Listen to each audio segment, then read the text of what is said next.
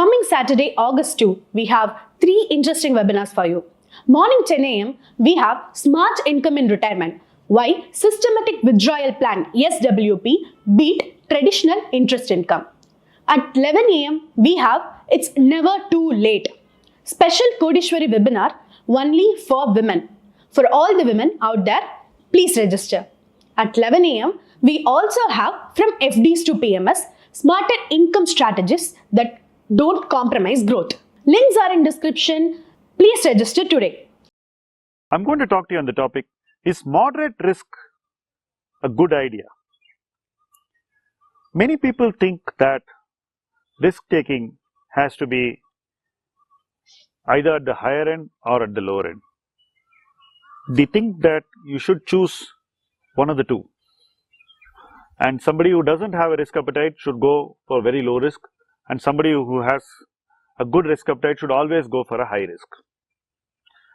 To my mind, the average Indian is actually somewhere in the middle. He is neither here nor there. Most Indians have moderate risk profiles, and that's empirically supported also in the numerous risk profiles that I have done over the last 10 years. So, when somebody has a moderate risk profile, one needs a risk strategy which is also moderate. When I say a moderate risk strategy, it does not mean just investing in one asset class. It means creating a mix of multiple asset classes, changing that mix according to the needs of the individual, the life circumstances, and the economic context. If the economic context supports, then you can have a higher allocation to riskier assets like equity. If the economic context does not support, then you need to be progressively raising your exposure to the riskier assets, and you should have a higher exposure by the time the economic context turns favorable. Asset allocation is not something meant only for risk-averse people. It is meant for most of us, because most of us have moderate risk profiles. So, a moderate risk approach is something which I have seen work very well for most investors. Firstly, it helps you make your investment journey in a very comfortable way. It doesn't put you through shocks. Secondly, whenever investment opportunities knock at your door, it gives you the confidence to make some more investments. As I said earlier in this talk, it helps you to take a little bit more risk. And when things become too hot and markets in one asset class enter bubble territory, it encourages you to take some money off the table. Moderation is actually a success strategy. It is actually something you can use very effectively, because the situations keep changing so often that your responses are always measured and correct. Most investment failures happen because people overlook the need for moderation in their greed for returns.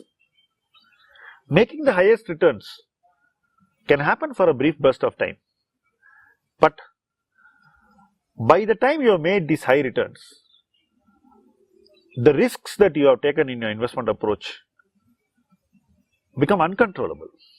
In fact, you have induced so much more risk as you succeeded, that the risk which you induced into your investment books itself becomes the demon, it becomes the devil, and it becomes the destroyer. Most people think this won't happen to me. I am an intelligent investor. But even the most intelligent investors suffer breakdowns in their emotional intelligence. Every cycle sees new set of people who undergo this breakdown. It does not mean that a moderate risk strategy will not bring the highest returns.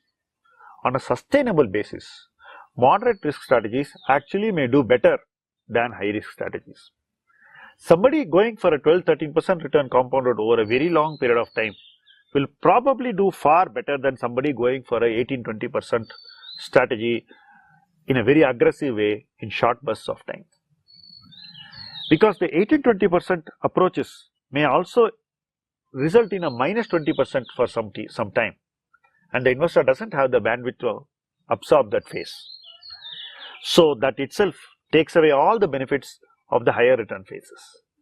Whereas the moderate risk approach helps the investor stay very calm and composed during all the testing phases and do a few things right, which only embellish, improve and consolidate his investments. It's important that each of you understand the virtue of a moderate risk approach and imbibe these strengths so that when the market looks a bit out of favor, you know what is your risk approach, you know how you are driving and navigating through those difficult times, and you are confident to make those few investment actions that can change your fortunes for the better.